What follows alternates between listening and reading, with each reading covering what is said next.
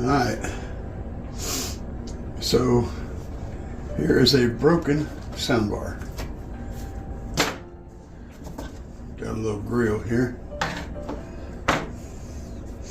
And the fella used some tape to try to hold it back together after it busted. But it's got these brackets down here. It's pretty strong. Could be mounted on something. That's interesting. And it looks like we got 4 little 3-inch drivers. And I would say these are actually little midwoofers because they have to play bass. And we got some tweeters in here. And the housing itself may be something that could be used.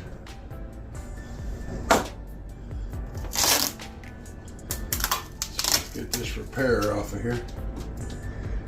See what we're working with.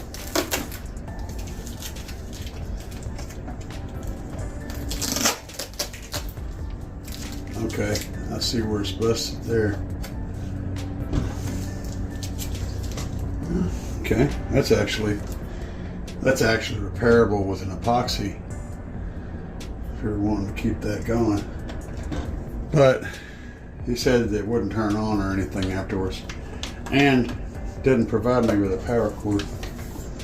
So looks like we got a 24-volt DC connection back here for power. We got 2 inputs and we got a subwoofer out. So I'm guessing that's going to be a crossed over subwoofer low level signal out to an amp or amplified sub, and then these are going to be inputs left and right. So it's got a little amp in it that's going to send power to these speakers and then pull a low power signal to that subwoofer out. See if I got a power cord that'll fit this thing. Well, I might have one, but I can't find it. But not really wanting to do that anyway. I want to see what's on the inside. I was just curious about the little amplifier and whether or not we could get it to come on.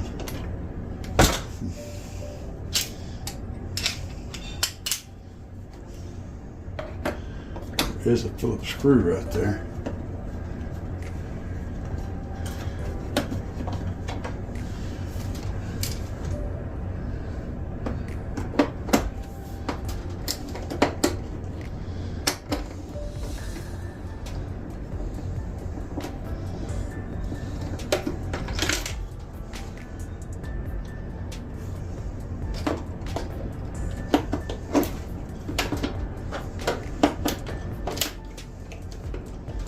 A little bit busted down here, but still a screw.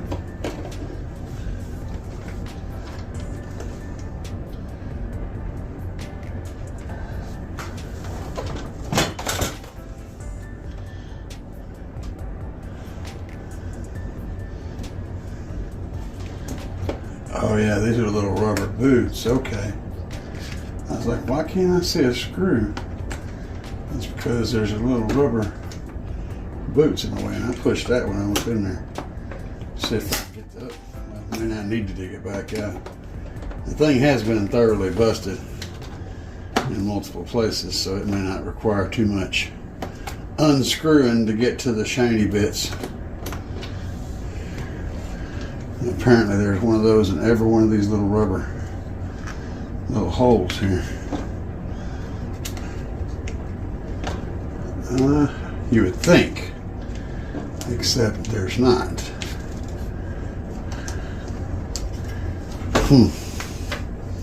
Not as many as you would think. There's a whole lot of empty ones.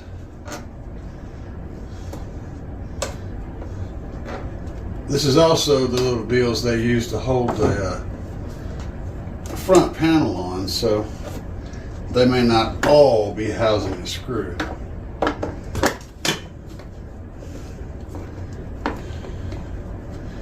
Some of them may just be for the panel.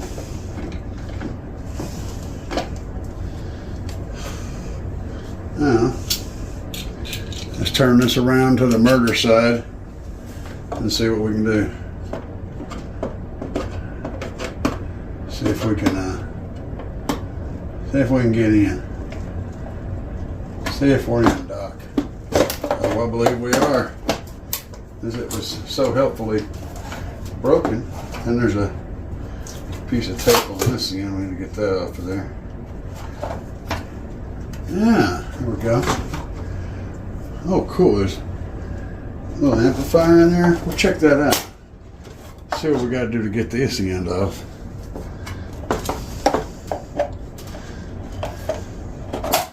Oh, it's broken right there. We're just going to continue that break. How about that? That made a nice clean break, didn't it? Alright. We'll get these other screws that I missed down here. Since we got it tore off, it'll be easy to get at. Got more visuals. I'm just going to let them screws fall down in there.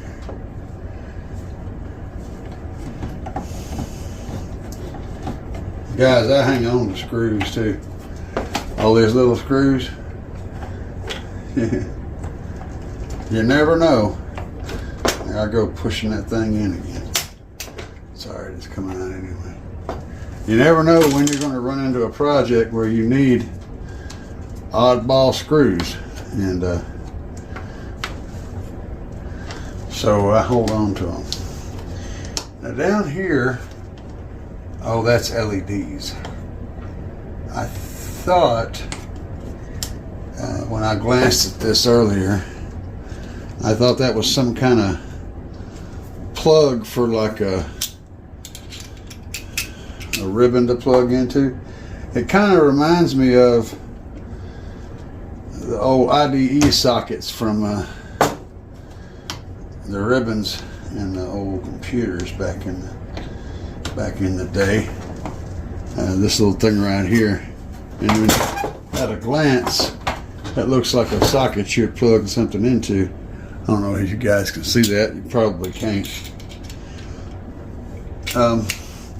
But no, that's a row of LEDs. Those are going to be shining through the cloth there for indicating different statuses, you know, modes and pairing and all that stuff. Possibly volume, which means there's a little computer running that.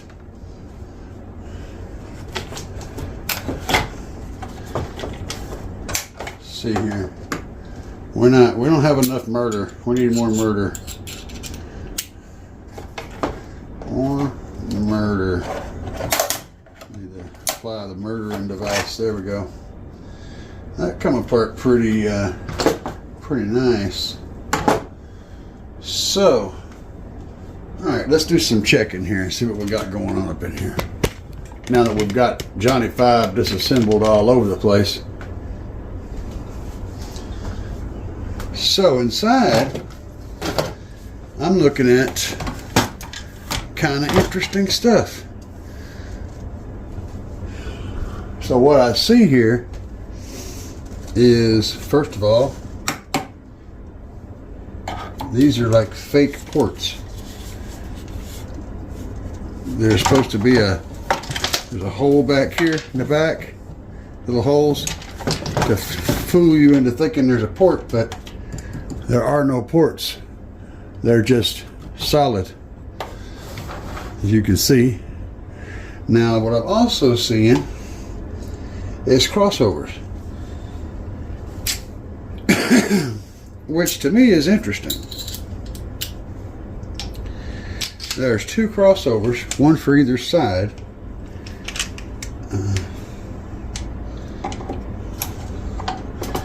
And apparently these are middler crossovers, meaning they're designed to play like, you know, 80, 100 hertz and up, something like that.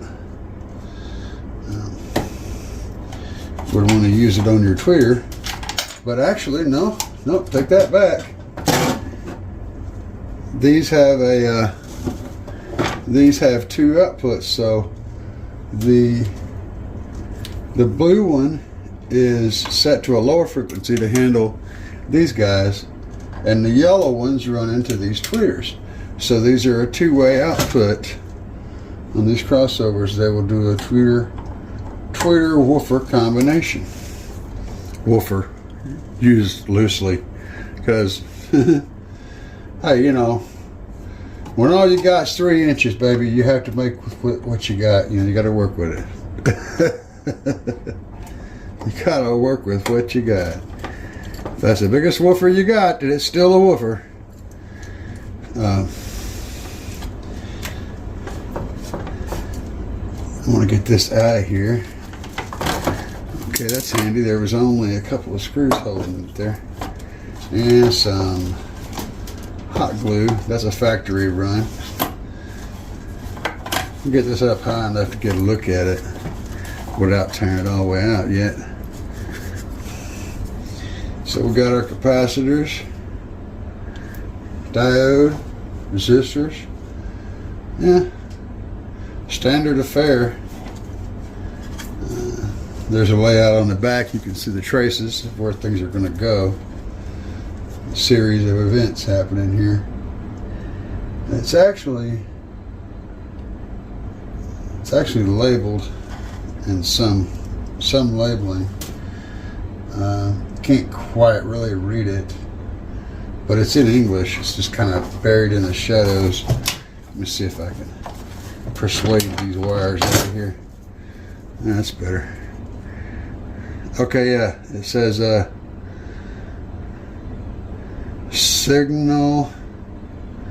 single bar crossover. All right, and then up here it says something audio technologies, so it's probably Vizio. Pretty sure that's what it says, Vizio audio technology. So it's a proprietary crossover, which is cool. I've never heard of these spirit caps, but so it's proprietary. That's a good indicator of quality, that they're actually building their own crossovers. But the fact that they use this little fake ports is kind of concerning. Let's have a look at these drivers.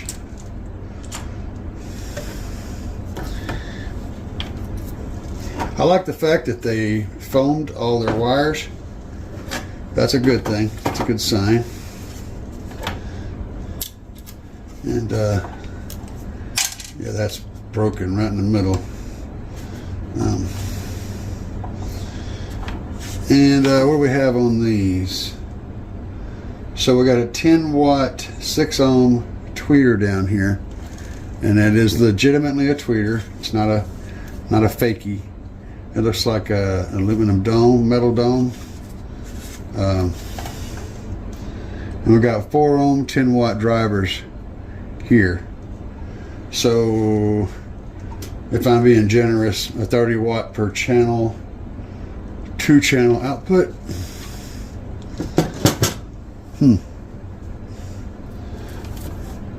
And it outputs in a full range signal through this board here, and that full range signal gets run through this crossover and gets split up into the woofers and tweeters. So that chunk is a thing. It can work together. Now I just need to get the other side stripped down to the same point. And I've got the little crossover disconnected from the board there. I got this little array of lights. Oh, well, that's just pushed in there, fit that way. So that could actually be a thing. All the little LEDs kind of got messed up when I was pushing on it, but still, they're being addressed from somewhere else. This just distributes them, I think. There is quite a bit of circuitry here. Something about that's either an ASI or an ISV, I don't know. And there's a 94V0 and some more stuff. I don't know. You guys figure that out if you're interested. But I'm sure that board works fine. Oh wow, that's interesting. Let's get over here. So I just grabbed this and she just pulled right out. So apparently it's being held in. It's being captively held in by the front assembly when it's put on there. So here's the output for the little lights right here. The little indicator status lights. And I've already unplugged one of the speaker outs. It was this one right here. So this is the other channel for outputs to the speakers. And then we just have all the buttons up here. All the buttons on top. They're getting connected right there. So this is all kind of serviceable. If you have modular stuff, you know, if you've got a couple of them, you could probably part and piece this together and create something. So, and there's the whole rig. Here's the input for the voltage going in here, and then there's, or excuse me, there's the input of the voltage. My bad. Going in right there. And this is from the subwoofer to the subwoofer. I'm pretty sure that's what that's going to. It's going in the direction of the subwoofer here. But this is the subwoofer out, and these are your inputs for. So this little amp, pretty fancy. Pretty fancy. I think it's broken though. But with the control board and the indicator board,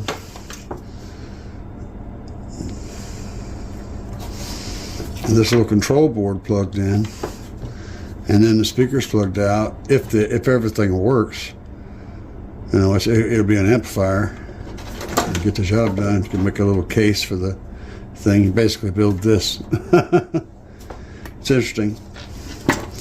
But what I found, what intrigued me was the speakers. That's why I'm here, for the speakers. Here to harvest those. And I want these brackets that are on the bottom. These guys, I think they're pretty handy looking too. So let me see if I can salvage those. Not going to be able to easily. Oh yeah, I think so. Because they're attached right there, just a Phillips screw. No need for any of this stuff, not really.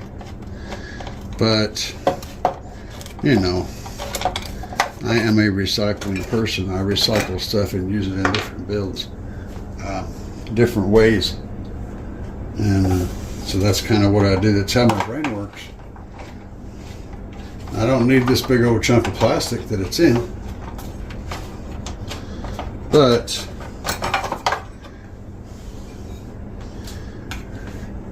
these are some healthy little brackets. These things are they're solid, man. Very, very solid little brackets. I can find uses for those. And I'm not going to be using the amplifier because it's proprietary, and at best, you know, it sucks. And it's broken. And it takes 24 volts. I'm just not going to bother with this. It's just not worth the effort of making it work. But we will work on those things. All right, so what to do? We know these things will handle 10 watts each. You know, I would send them 15 watts, 20 watts to the whole crossover, maybe tops, which means they would handle one of my small Chinese amplifiers, which I don't have handy right now for showing, but they would handle one of those. Oh wait, I may have. Yeah. Well, yeah. So, like this little guy right here, could run those. And I don't know, find problems like this interesting. So now this little guy here, this little amplifier, I've been running it on this power supply. Well, this amplifier is 2 channels, supposed to be like 60 watts or something. But the problem is this power supply that I'm running it on, it doesn't math out to that. You see, this power supply, can I read this? Yeah, its output is 1.5 amps. So it's 12 volts at 1.5 amps. That does not add up to very much power. I think it's like, I figured it up to like 6 or 7 watts or something. So it's very limited, but it would be fine for this. I know if you guys watched any of the videos where I'm playing the T-line stuff, messing with the big long pipes and all that crazy stuff, and all of the speakers that I was showing you how the differences and the way they sounded and stuff, this is the amplifier and this is the power supply I was using. I said I had 7 watts on them. That's what I was using. So I know it'll make these speakers go. But what I want to know is, what do you guys think about a use case? What kind of ideas can you come up with? I mean, we could do a Bluetooth speaker out of this, build something crazy and kooky, and put a Bluetooth speaker in there.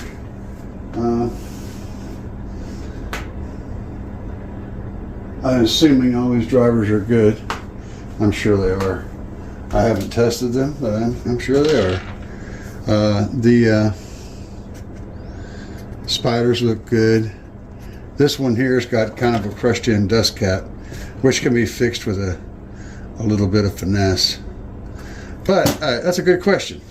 So, who has experience with fixing crushed in dust caps? How do you fix that? How can you make that work?